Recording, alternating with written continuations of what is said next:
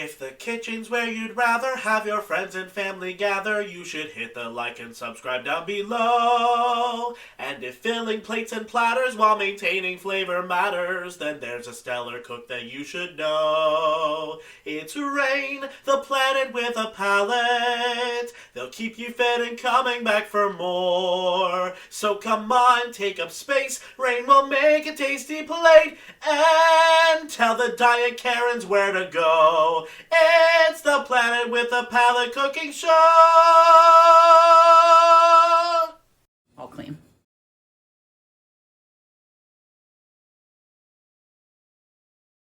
Hey y'all, it's Rain, your Planet with a Palate, and today we're going to be making enchiladas. I'm so excited. They're not really enchiladas, not authentic enchiladas. They're kind of more like a wet burrito, but they're kind of a, family recipe. Everybody loves them. I put my own spin on them, so I'm going to call them Rainechiladas, and today I'm going to show you how to make them. The first thing you're going to need to do is make a Pico de Gallo, which is one of my favorite things in the world to make. It's so delicious. It's so good on everything. Tacos, you name it, quesadillas, anything you put between a tortilla, serve it with Pico de Gallo. So for your Pico de Gallo, you're going to need an onion. I generally work with a white onion, but I'm a really big fan of not wasting anything, and today I have yellow. So you need one yellow onion diced. If you want to make a bigger batch, you can obviously use more. Some Roma tomatoes, some jalapenos. These are fresh from my garden. And some cilantro and some lime. And salt. Salt is important.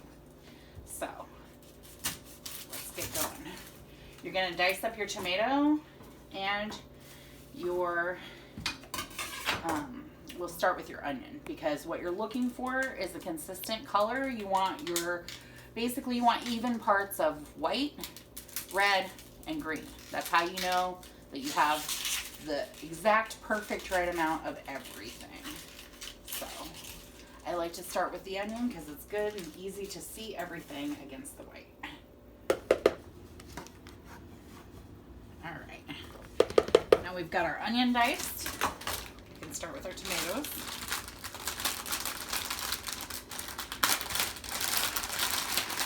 It takes extra time on the process, and you can definitely make the enchiladas without this, but it's so worth it. I used to just serve my enchiladas with a jarred salsa and sour cream. It's perfectly fine, it's great, but Pico de Gallo is where it's at.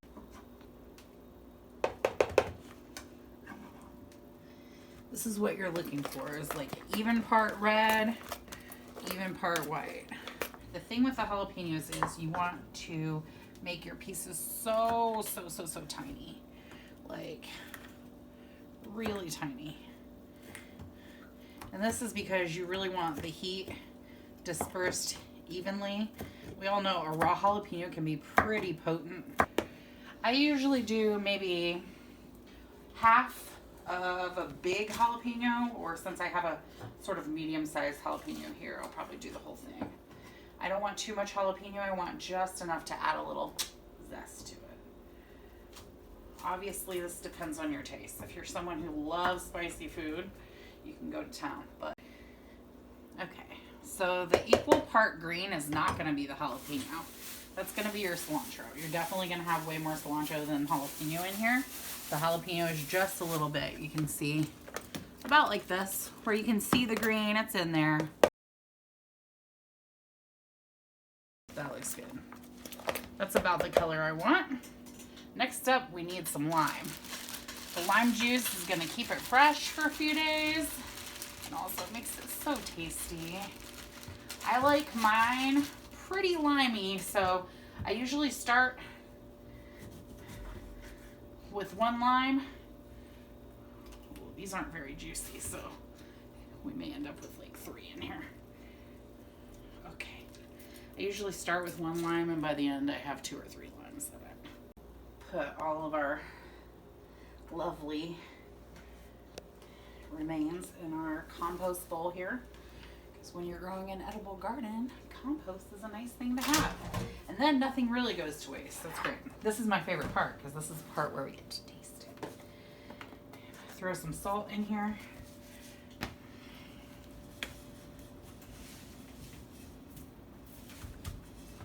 Start with about a half a tablespoon of salt. Kosher salt is what I like to use. Gives it the best flavor. Mix it up.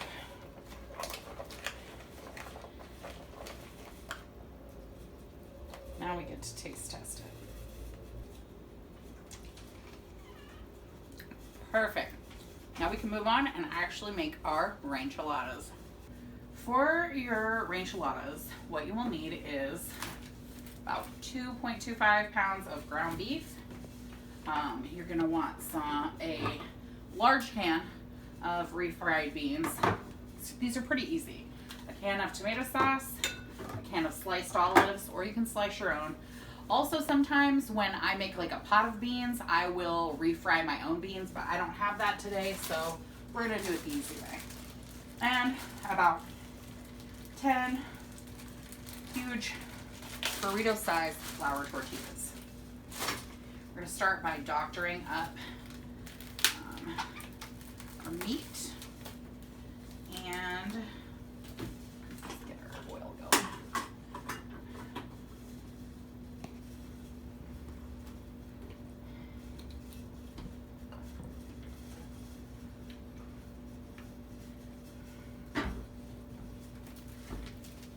So the meat, you really don't, honestly, you don't need a lot of seasoning for this. You could go as easy as salt and pepper. I like to add a little bit of adobo and a little bit of fajita seasoning, but really it's simple. The flavors are going to come out, and you've got the amazing, oh, you're also going to need cheese, shredded cheese. Depending on how much cheese you like, you could use a lot. My sister is absolutely like just a cheese fanatic, and you should see when she makes these enchiladas, they're just like a coat about this thick of cheese on top. That's not so much for me, but the great thing about this is that they're easy to get them to your own taste. So once your ground beef is pretty close to done, you're going to want to strain it if it has a lot of oil or fat in the bottom, which I've already done. Now we can turn this off. We've got everything ready so we can build our burritos. Now, if you're working on a budget, and let's say that, you know, you're using ground turkey, or you can't afford 2.5 pounds of ground beef, my dad taught me a trick that you can actually cut your ground beef with, I know this can sound weird, but it's actually delicious, scrambled eggs. And with the beans and everything, it actually leaves like a fluffy texture. It ends up tasting just like the meat. It's really, really good. So when I make bean burritos, or like burritos, that's what I do. For this, I usually just go with the ground beef here.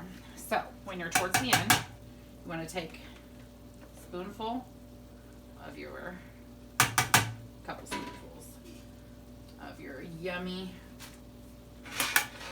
Pico de Gallo, and mix it in just to add a little bit of flavor. So good. This is gonna be yummy. So now it's time to assemble our yummy Rainechiladas, and we're gonna start by going, you want to leave a little bit of tortilla at the end here, and we're gonna try to do basically even part beans and meat here. You are not going to fold up the ends like you would on a burrito, and you will see why. It's okay if you have a lot of tortilla left over. You kind of want that for this. Okay. Yummy. Okay. As yummy as it is when it's done, it makes the best leftovers. Honestly, so good. Now that you have your delicious pan of rolled burritos ready, you're gonna top them. This is super easy. Take a can of tomato sauce. Just spread it evenly over the top.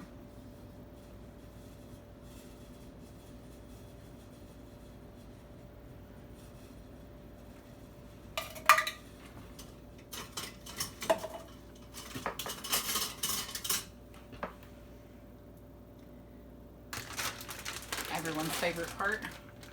Well, not everyone's, but mine. The cheese. Okay. Kind of evenly, like you're topping a pizza.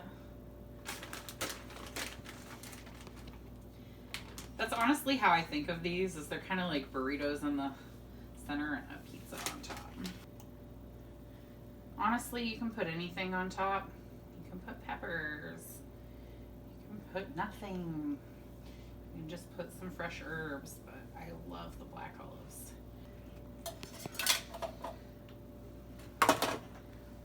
Look, this looks like a feast for a king. I'm gonna clean this up and throw it in the oven, and soon enough, we're gonna have Rainechiladas. I like to use a metal spatula.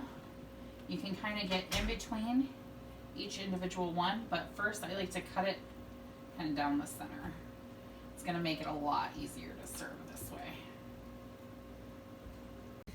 And here is the portion for a planet. I've got some salsa, of course a lot of Pico de Gallo, and some sour cream to serve it with. I'm probably eating about half the pan here, but you know what? It's so good.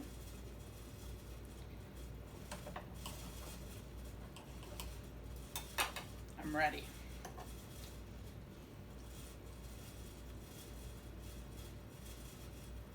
Oh yeah.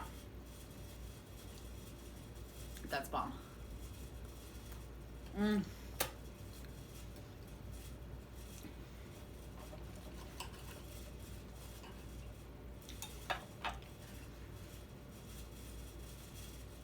Gosh.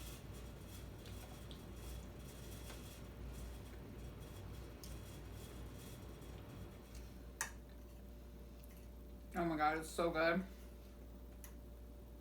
I'm gonna be so full when this is done.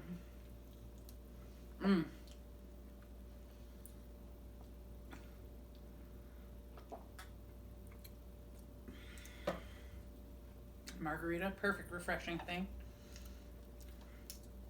to go along with this really hearty, very thick, tasty meal. Gosh.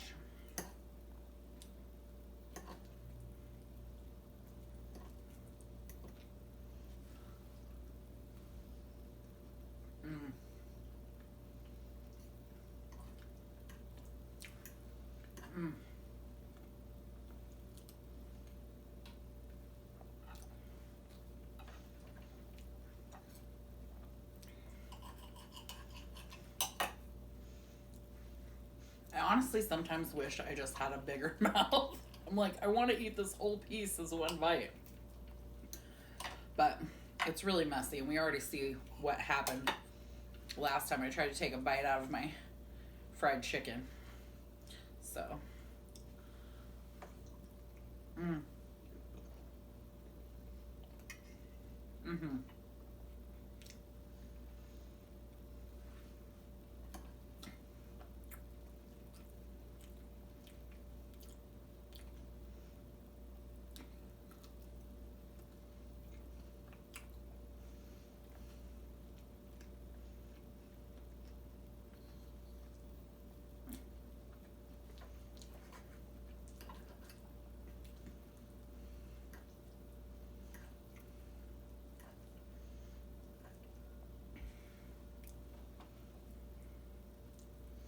Gosh, it's so good.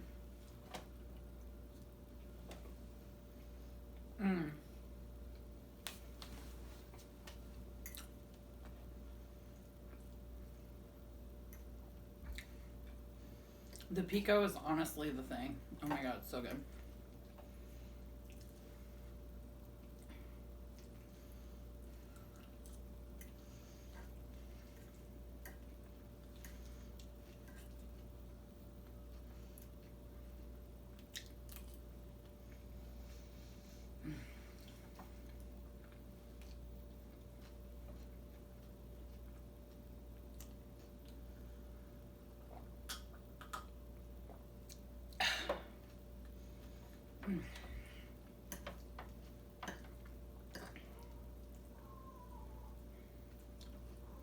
I love the crunchy of the onions. I'm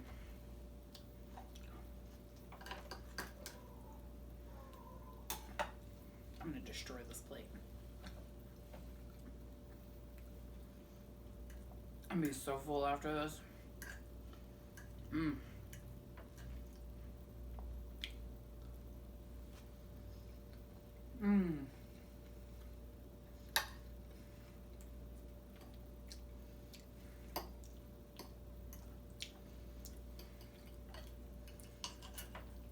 So I've made these enchiladas for a lot of people over the years, and almost all my friends make them themselves now. They've all made little tweaks to them, you know. Some people prefer to use enchilada sauce instead of tomato sauce, or want to make it spicier.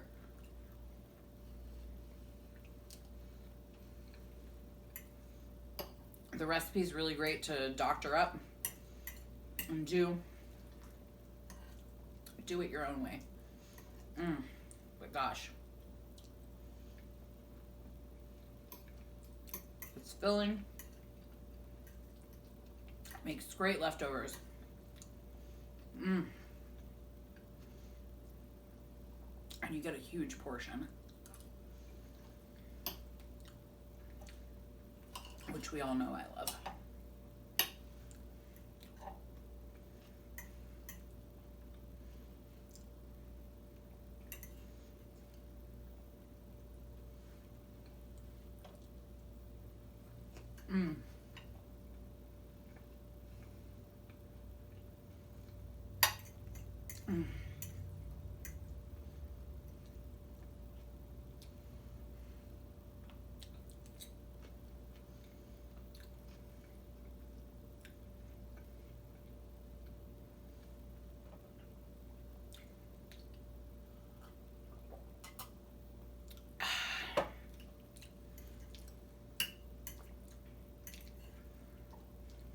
I may have to go back for seconds.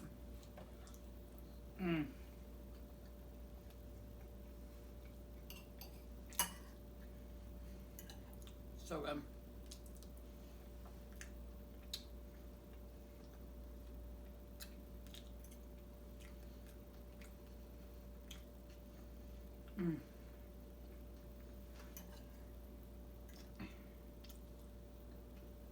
Uh-oh.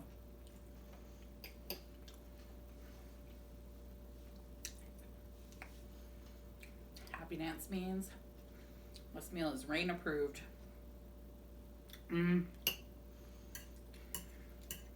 So y'all enjoy. Be sure to like and subscribe. See you next time.